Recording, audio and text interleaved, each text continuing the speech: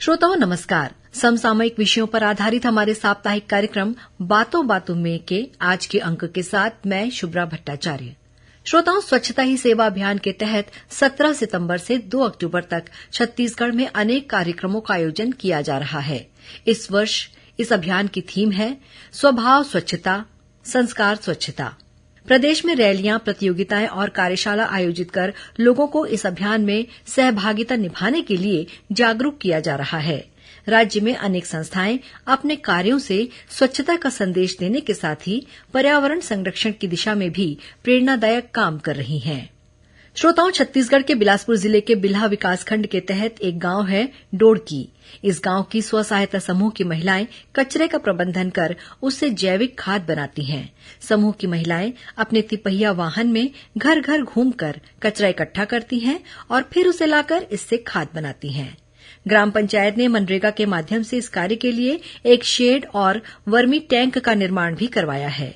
इससे न सिर्फ गांव में स्वच्छता का स्तर बढ़ा है, बल्कि महिलाओं की आर्थिक स्थिति में भी सुधार हो रहा है। डोड़की गांव की स्व सहायता समूह की महिला सदस्य हेमलता ने बताया कि स्वच्छता ही सेवा अभियान के तहत गांव में साफ सफाई देखकर बहुत अच्छा लगता है। यहाँ पर स्वच्छ भारत मिशन का कार्यक्रम हुआ है, रैली के साथ हुआ है, स्वीप कार्यक्रम के साथ हुआ है और पोषण आहार के तहत कार्यक्रम हुआ है। बहुत अच्छा लगता है मैडम। आप अपना साफ सफाई, अपना आसपास, अपना पंचायत, अपना गांव, सभी श्रमदान करने से बहुत अच्छा लगता है। इसी गांव की स्व सहायता समूह की एक अन्य महिला सदस्य गायत्री ने स्वच्छता ही सेवा अभियान के तहत आयोजित गतिविधियों के बारे में जानकारी दी।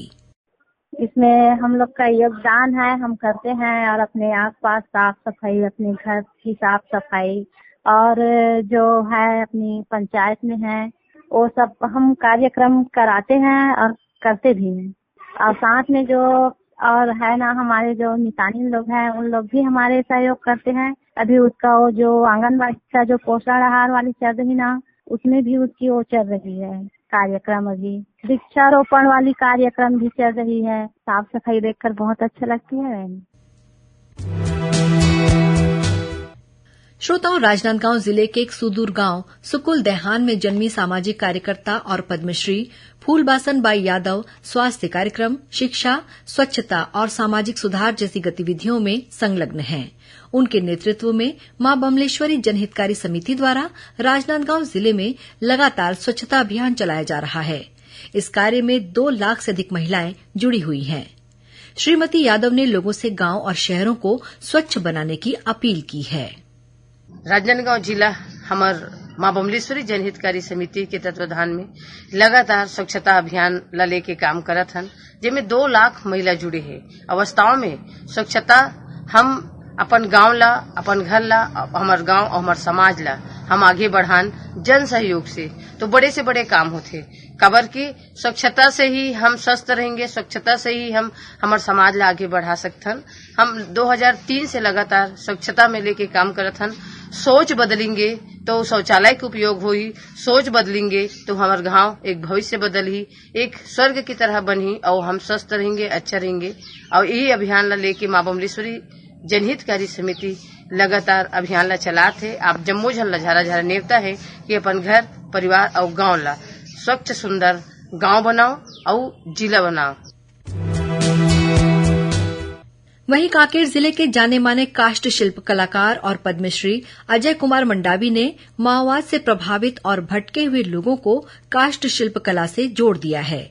उन्होंने क्षेत्र के 350 से ज्यादा लोगों के जीवन में बदलाव लाने के साथ ही लकड़ी की अद्भुत कला से युवाओं का परिचय करवाया है।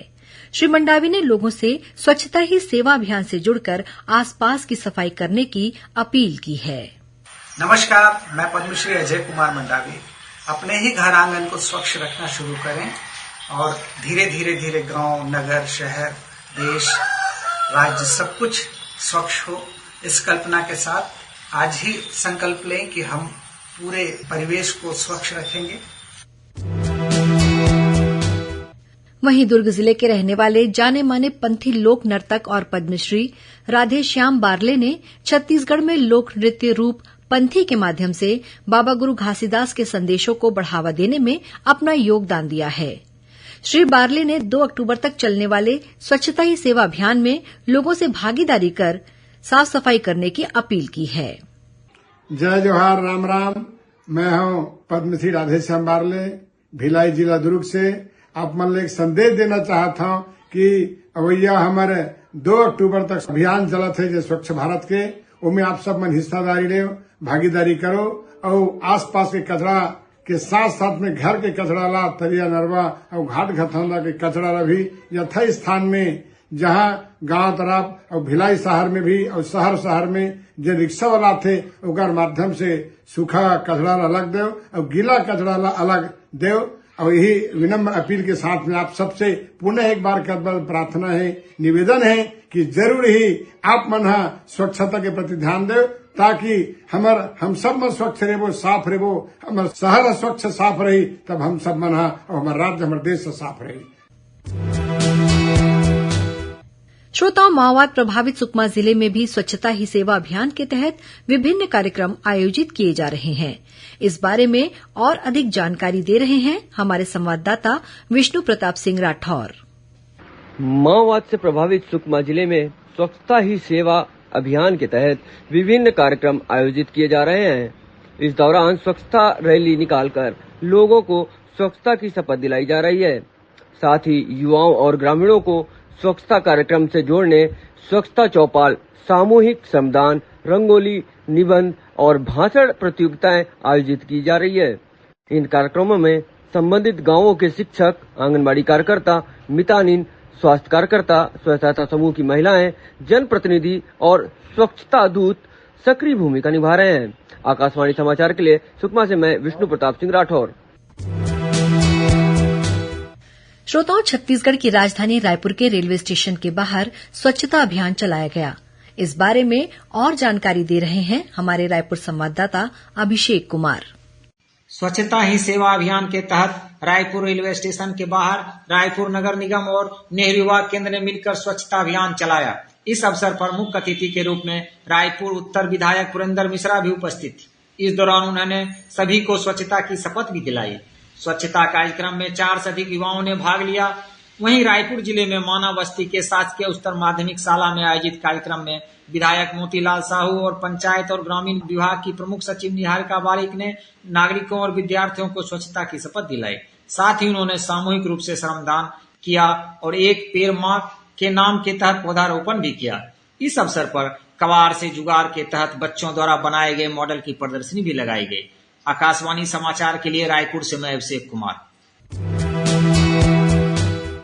श्रोताओं, स्वच्छता ही सेवा अभियान के तहत दुर्ग जिले में आयोजित विभिन्न कार्यक्रमों के बारे में जानकारी दे रहे हैं हमारे दुर्ग संवाददाता अभय जवादे। स्वच्छता ही सेवा है अभियान के तहत दुर्ग जिले में विभिन्न कार्यक्रम आयोजित किए जा रहे हैं। इसी कड़ी में धमधा में लोगों को स्वच्छता के प्रति जागरूक करने के लिए ग्राम पंचायत मुरमुंदा से ग्राम पंचायत गोढ़ी तक बाइक रैली निकाली गई। इसमें 45 ग्राम पंचायत के सचिव, रोजगार सहायकों और अन्य लोगों ने हिस्सा लिया। बाइक रैली में स्वच्छता संबंधित नारे और गीत के माध्यम से स्वच्छता का संदेश देने का प्रयास किया गया, जिससे कि नागरिक स्वच्छता के प्रति जागरूक हो सके। बाइक रैली के ग्राम पंचायत गोड़ी पहुंचने पर सभी लोगों ने स्वच्छता की शपथ ली। इस रैली का मुख्य उद्देश्य अहिवारा क्षेत्र में आने वाले विभिन्न गांवों में स्वच्छता का संदेश लोगों तक पहुंचाना था। इस रैली के साथ स्वच्छता रथ को भी भ्रमण कराया गया। आकाशवाणी समाचार के लिए दुर्ग से मैं अभय जवादे। श्रोताओं, स्वच्छता अभियान के तहत गौरेला पेंड्रा मरवाही जिले में स्वच्छता प्रचार रथ को नगर भ्रमण कराया गया। हमारे संवाददाता हरीश कुमार मांडवा ने इस बारे में जानकारी दी। गौरेला पेंड्रा मरवाही जिले की कलेक्टर लीना कमलेश मंडावी ने कलेक्ट्रेट परिसर में स्वच्छता रथ को हरी झंडी दिखाकर रवाना किया।